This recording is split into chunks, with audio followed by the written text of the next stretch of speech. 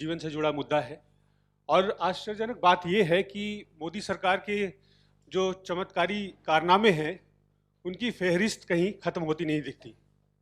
रोज़ कुछ नया देखने को मिलता है। आज समाचार पत्र के माध्यम से एक अनोखा कारनामा सामने आया है, उसको लेकर हम उपस्थित हैं। हमारे साथ हैं राज्यसभा के सांसद, हमारे सहयोगी मित्र आदरणीय प्रोफेसर राजीव गौड़ा जी और साथ में हैं पवन खेड़ा जी। मैं आग्रह करूंगा बारी बारी से दोनों अपनी बात कहेंगे। Good afternoon. Media reports have come out with an expose today which reveals the extraordinary corruption of this government and the innovative methods through which they aim to mop up money for electoral and other purposes. We want to place before you two documents which you will receive, and these two documents have been revealed to the public through RTI petitions. They show that just 2 days before the Narendra Modi government unveiled the electoral bond scheme, they received a recommendation from the Reserve Bank of India recommending that the electoral bond scheme be scrapped because it was essentially a money laundering scheme. Take a look at, we will send you these documents, but on WhatsApp. But the first document is the response from the RBI Deputy Governor to the Joint Secretary, Ministry of Finance. Remember that this query to the RBI, whether this change in the RBI Act could be proceeded with, this query was made on a Saturday, 2 days or 3 days before the actual budget was going to be announced, through which the electoral bond scheme was also announced. It shows you very clearly that the government has done this in a namkawaste manner, and essentially it's just done this as a perfunctory measure with no intention of paying attention to the RBI. But the RBI's response is very serious. It says that amending the RBI Act to introduce the electoral bond scheme would seriously undermine a core principle of central banking legislation, and doing so would set a bad precedent. Further, it also says that who finally and actually contributes the bond to the political party will not be known. Further, it says the principles and the spirit of the Prevention of Money Laundering Act 2002 get affected. Therefore, there is no special need for or advantage from the creation of an electoral bearer bond, that too by disturbing an established international practice.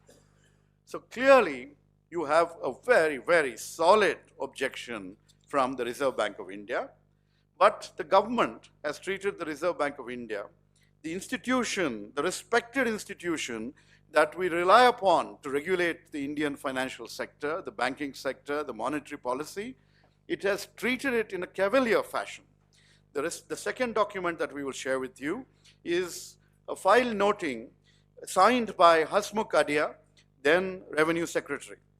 He says, in response, the RBI has, to the draft amendment, the RBI has suggested that it is not advisable to amend Section 31 of the RBI Act just for the sake of providing a mechanism for contributing to political parties. It appears to me that the RBI has not understood the proposed mechanism, since, etc. Also, this advice has come quite late at a time when the finance bill is already printed. So it clearly shows you that when the finance ministry reaches out to the RBI, after the finance bill is already printed, and gives it no time for its views to be considered, this government has gone ahead with what the RBI has clearly said is a clear attempt at money laundering.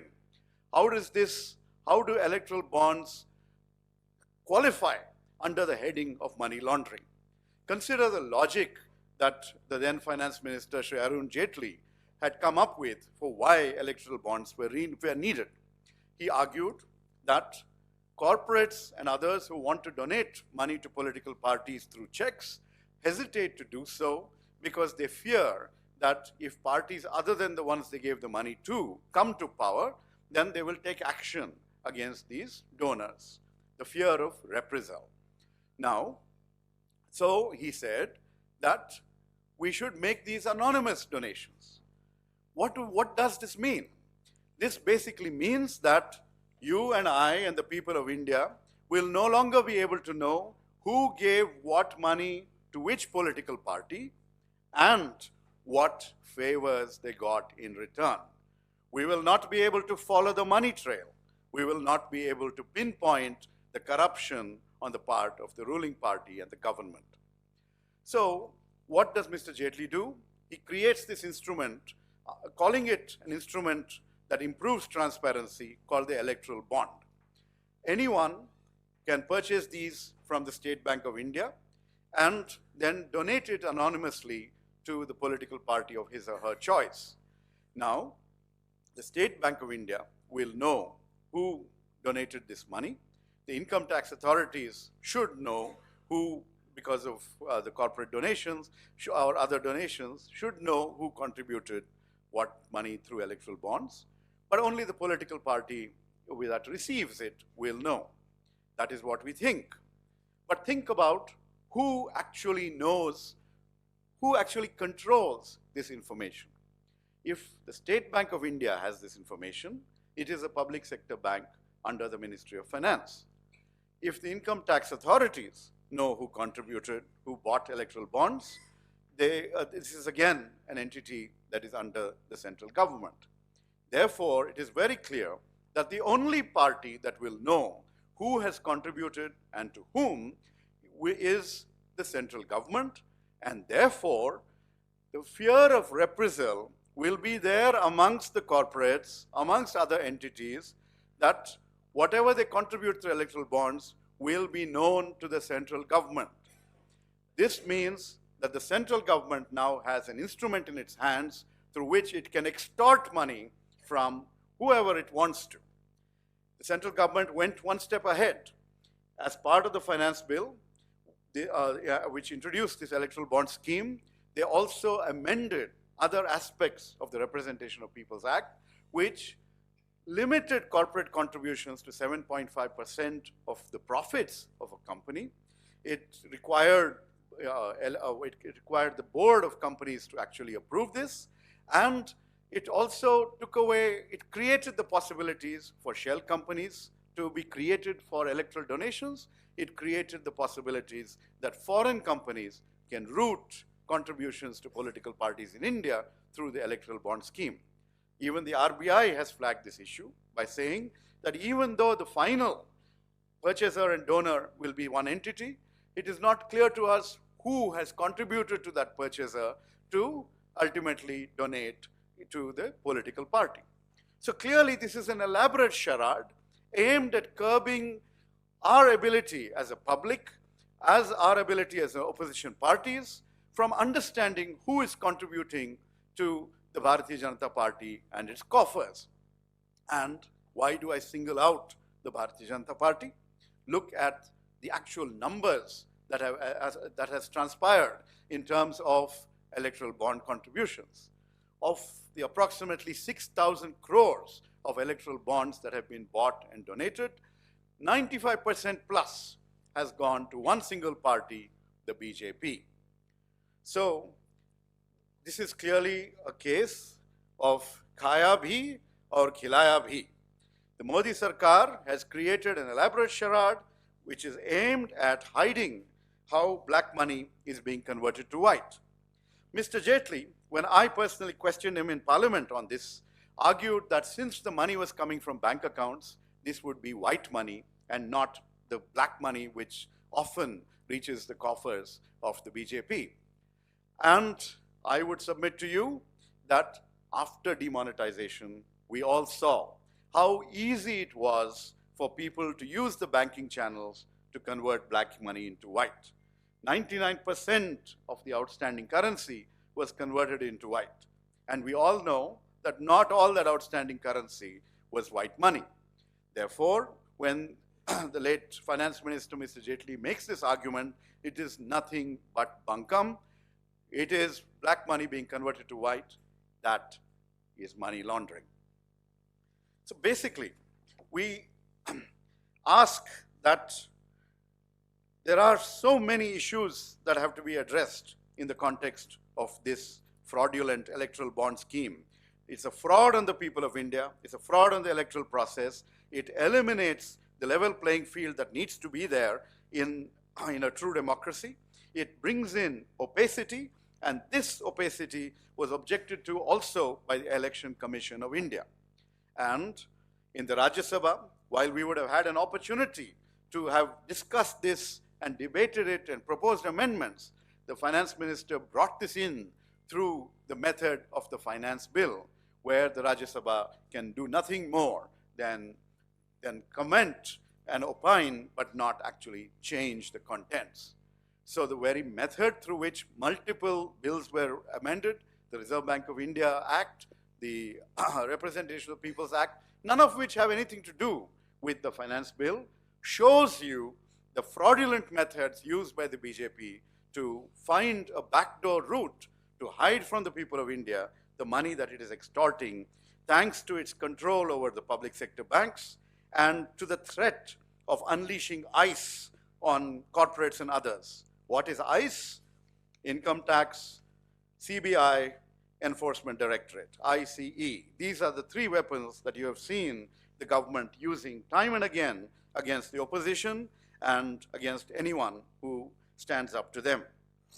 So the Congress party has opposed this method of electoral bonds because it lacks transparency, it lacks fairness, and we demand that the BJP government, if it has nothing to hide, that it must reveal the entities who have bought the bonds and to what extent have they bought these bonds. We do not need to ask who they have gone to. We want to know who bought them. We demand that the BJP government explain to the people of India what policy favors, including the selling of public assets to crony capitalists, have taken place as a result of electoral bond transactions. We demand the immediate scrapping of the electoral bond scheme, which even the RBI and the ECI have questioned because it is opaque and because it is a money laundering scheme.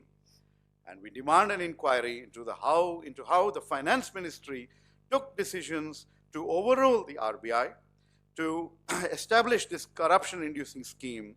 And we urge the government to come clean. If you have nothing to hide, let us see answers to these demands that we are placing before you. My colleague, Shri Pawan Khera, will now speak in Hindi. धन्यवाद। किसी भी देश के लोकतंत्र में और उसमें होने वाले चुनाव में बहुत महत्वपूर्ण पहलू जो होता है वो चंदा होता है। चुनावी चंदा कहां से आता है? चुनावी चंदे के भी दो बड़े महत्वपूर्ण पहलू होते हैं। चंदा कहां से आ रहा है और किस पार्टी को कितना चंदा प्राप्त हो रहा है। बड़ा महत्वपूर्ण जानकारी है आपके लिए, हमारे लिए, as voters, as citizens of India, हम सबके लिए ये जानकारी बहुत महत्वपूर्ण है। इन दोनों पहलुओं से ये फिर स्पष्ट हो जाता है कि क्या किसी बड़े औद्योगिक घराने से पैसा लेकर सरकार ने कोई उनके पक्ष में कुछ निर्णय लिए हो, नीतिगत निर्णय लिए हो, उनकी कोई फाइल जल्दी मूव कर दी हो या रोक दी हो, किसी और उनके दुश्मन की फाइल, इत्यादि इत्यादि। शनिवार 28 जनवरी बड़े महत्वपूर्ण तारीख है ये। शनिवार 28 जनवरी 2017 को दोपहर 1:45 पर भारतीय रिजर्व बैंक को वित्त मंत्रालय एक नोट भेजता है। भारतीय रिजर्व बैंक में उस वक्त डिप्टी गवर्नर थे रामा सुब्रमण्यम गांधी, यहां भी एक गांधी हैं जिन्होंने इनको रोका गलत करने से। उनको एक नोट भेजा। इस नोट में रिजर्व बैंक से चुनावी बॉन्ड योजना लागू करने के लिए जो रिजर्व बैंक एक्ट में संशोधन करना था, उस बाबत ये नोट वित्त मंत्रालय ने आरबीआई को भेजा। शनिवार का दिन था, 28 जनवरी थी, दोपहर 1:45। उसके बाद रविवार आता है, फिर सोमवार को क्या होता है? सोमवार 30 जनवरी को रिजर्व बैंक ऑफ इंडिया ने इसका उत्तर दिया कोई ज्यादा दिन नहीं, एक संडे था बीच में, सिर्फ एक रविवार था बीच में। उत्तर देते हुए उन्होंने कहा ये गलत मिसाल होगी, this would be a bad president. बड़ा स्पष्ट राजीव गौड़ा जी ने आपको दिखाया कि पत्र बड़ा स्पष्ट है आरबीआई का, this would be a bad president. RBI ने विरोध करते हुए यह कहा कि इस योजना और इस संशोधन से काले धन को बढ़ावा मिलेगा, काले धन को सफेद करने की एक स्कीम तक करार कर दिया आरबीआई ने इसको, money laundering, these are the words used.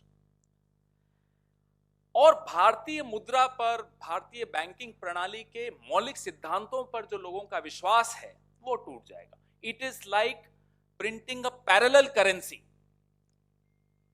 Bond क्या है? ये कौन सा बॉन्ड है? ये बेयरर्स बॉन्ड है। बेयरर्स बॉन्ड का मतलब अगर मेरे हाथ में है तो ये मेरा बॉन्ड है, मैं राजीव गौड़ा जी को दे देता हूं तो ये इनका स्वामित्व हो जाता है, उनका बॉन्ड है। वो प्रणव झा साहब को दे देते हैं, उनका बॉन्ड हो जाता है। There is no trail. तो बड़े, मुझे लगता है बहुत लॉजिकल ऑपोजिशन थी, बहुत जो विरोध था आरबीआई का बड़ा स्पष्ट था, उसके उन्होंने कारण बताए थे। सोमवार को ये उन्होंने अपना विरोध भेज दिया। हसमुख आधिया साहब जो उस वक्त वित्त सचिव थे, उन्होंने इस विरोध को दरकिनार कर दिया। क्या कहते हुए किया? जो बाकी बातें राजीव गौड़ा ने आपको बताई वो तो हैं ही, साथ में यह भी बोला कि आपने देर कर दी। शनिवार को 1:45 बजे आप भेज रहे हैं, रविवार बीच में एक छुट्टी का दिन है, सोमवार की सुबह जवाब आ जाता है, तो देर कैसे कर दी? मतलब नियत में था ये गलत काम करना है। आरबीआई को फिर भेजते ही नहीं। क्यों भेजा? आरबीआई को ये इन्होंने इसलिए भेजा कि एक जागरूक अफसर ने इशारा कर दिया इनको कि साहब आरबीआई को तो आप ये भेज दीजिए, आप उनका एक्ट अमेंड कर रहे हैं, आप एक इतना महत्वपूर्ण निर्णय लेने जा रहे हैं, ये गैर कानूनी होगा अगर आप आरबीआई को भेजेंगे तक नहीं करने से पहले। तो इन्होंने भेज दिया। आरबीआई का विरोध दरकिनार किया, आप लेट हो गए साहब, हमारा फाइनेंस बिल छप चुका है। तो जब पहले ही छप चुका था, भेजा क्यों आरबीआई को?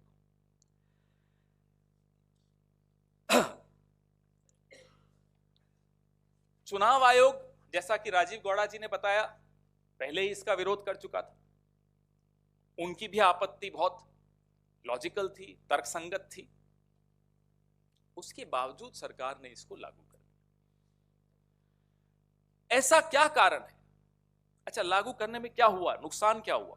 एक सीमा तय है, कानून की नजरों में एक सीमा तय की गई है कि मेरी अगर कंपनी है, अगर मैं उद्योगपति हूं, तो मेरे लाभ का 7.5% मैं चुनावी चंदा दे सकता हूं। वो सीमा अब समाप्त हो गई। अब मैं शेल कंपनी बनाकर जितना चाहे दे सकता हूं। जानकारी किस किस को रहेगी? स्टेट बैंक ऑफ इंडिया, जहां से मैं वो बॉन्ड खरीदूंगा as an industrialist, as an उद्योगपति, और इनकम टैक्स आयकर विभाग को जानकारी होगी, और जिसने प्राप्त किया उसको जानकारी होगी। अरुण जेटली साहब ने खड़े होकर संसद में उस वक्त कहा था कि पारदर्शिता भी लानी है और बदले की भावना से कहीं दूसरी आने वाली सरकार कहीं बदला न ले ले उद्योगपति से कि भाई आपने उस फलानी पार्टी को ज्यादा पैसा दिया, अब मैं आपके खिलाफ काम करूंगा। इसलिए सीक्रेसी होनी चाहिए, गुप्त रखा जाना चाहिए। चंदा देने वाले का नाम की पहचान गुप्त रखी जानी। गुप्त कैसे हो गई? जब एसबीआई को मालूम, इनकम टैक्स को मालूम, तो मतलब भारत सरकार को मालूम। और अगर भारत सरकार को मालूम है तो गुप्त सिर्फ किसके लिए है? जनता के लिए और विपक्षी दलों के लिए। तो ये किस तरह की सीक्रेसी है? तुम्हारा शहर, तुम ही कातिल, तुम ही मुद्दई, तुम ही मुंसिफ। हमें यकीन है कि हमारा कसूर निकलेगा। यह बिल्कुल, इस पे मोहर लगी हुई है अमित शाह और नरेंद्र मोदी जी की, इस पूरी योजना पे, कि कैसे धमकाना है। पहले तो आप ट्रैप बिछा रहे हैं उद्योगपतियों के लिए।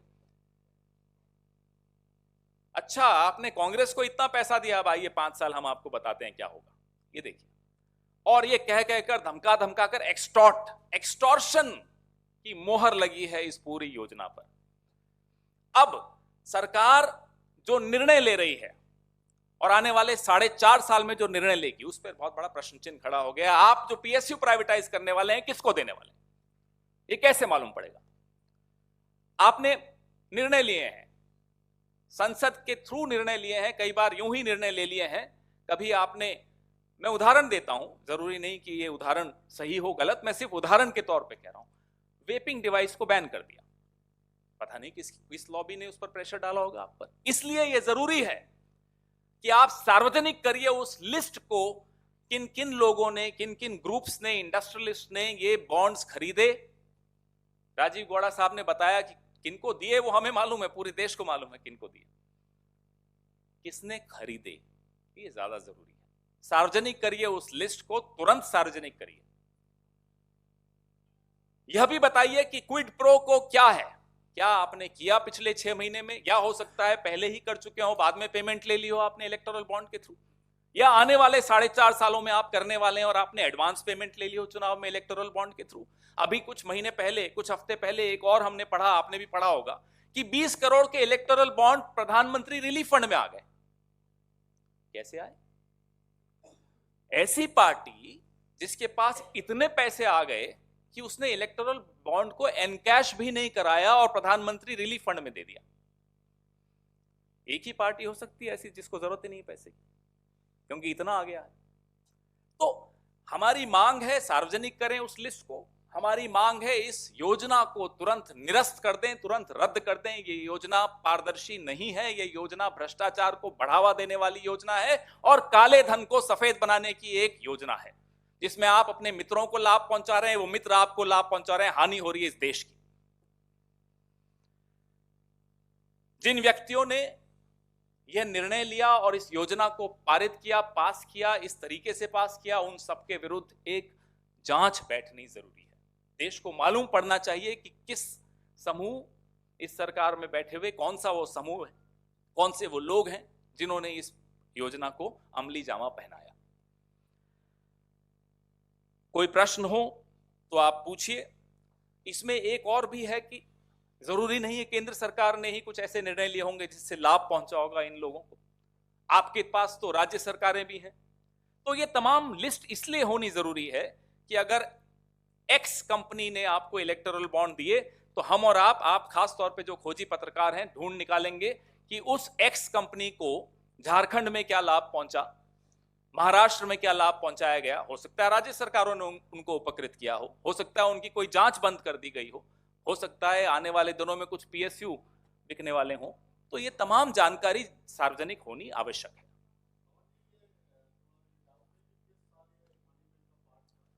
दो 28 जनवरी 1:45 को दोपहर को ये भेजा गया। 1 फरवरी को 2017 1 फरवरी का जो बजट था, और इस सबको एक फाइनेंस बिल के तहत बैकडोर एंट्री, ताकि राजीव गौड़ा साहब की पैनी निगाह से बचा जा सके, राज्यसभा में ये कहीं विरोध न कर दें और इनके विरोध से कहीं रुक न जाए, तो इसलिए उसको ये बैकडोर से फाइनेंस बिल के रास्ते से उसको पारित करवाया।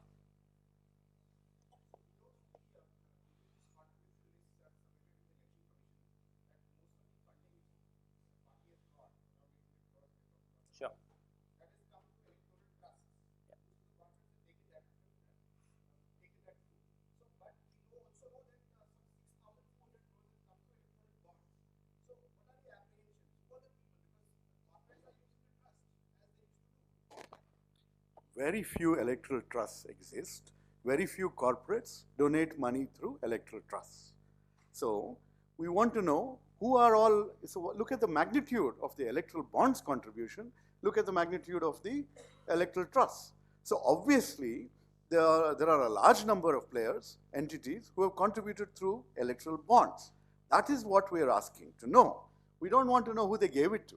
We want to know who are these people, who are these entities, because we also want to check whether these are entities that actually exist, whether they are shell companies, whether they are benamis for foreign funds. Those are all questions that arise. And the magnitude of electoral trust contribution is dwarfed by the contribution of this. And if you actually check the reports, it's also dwarfed by the magnitude of unknown contributions overall to the Bharatiya Janata Party. We will raise this. Obviously, this is an issue that has just come. It has just come out. And more is expected to come out in the next few days.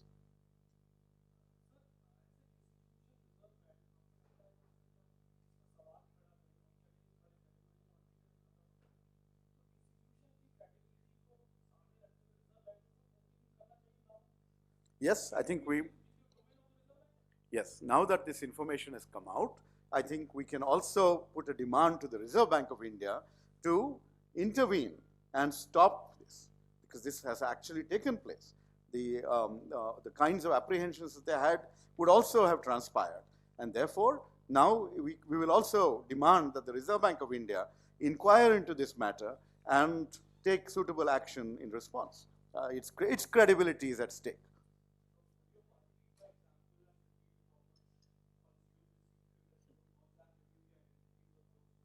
See, we have not asked for, our party has received electoral bonds, about 500 crores worth, and the answers to the rest of your questions I will take up with the party leadership. Yeah. Out of a total of about 6,000 crores, most of which has gone to the Bharatiya Janata Party. More than 95%.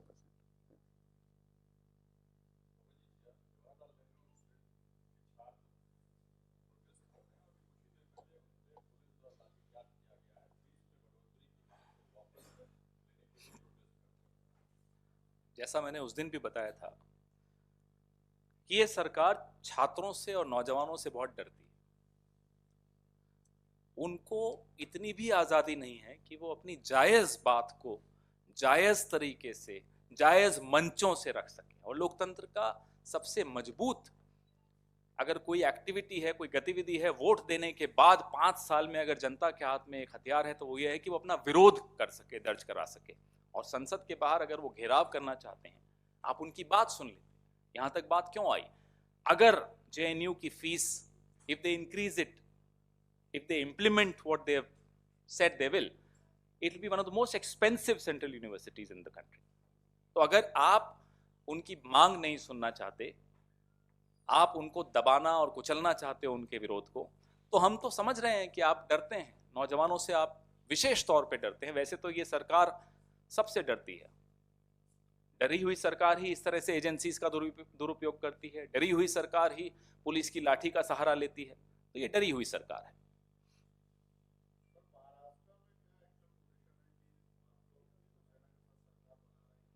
आप में और महाराष्ट्र के राज्यपाल में एक समानता है, समय ही नहीं देते। तुरंत तुरंत चाहिए आपको, तुरंत उन्होंने राष्ट्रपति शासन लागू किया। तो थोड़ा समय दीजिए, आपको बहुत जल्दी जानकारी मिलेगी। This is a government which is afraid of the youth of India. This is a government which is afraid of any university which encourages free flow of thought. This is a government which is scared of people who think and who articulate their thoughts, who express their thoughts. The proposed fee hike of JNU will make JNU one of the most expensive central universities in the country, and students are right in demanding a rollback. In a democracy, between two elections, the 5-year period, there are very few weapons available in the hands of the people of India. Protest, non-violent, peaceful protest is one such weapon. It's a right. And if the government is scared of the students, of the youth, obviously they'll not allow them to exercise this right. Why I call this government a scared government? Only a coward will resort to misusing agencies, to depending on the lathi of the police, because they cannot look into the eyes of the youth who they have failed miserably and engage with them. Thank you.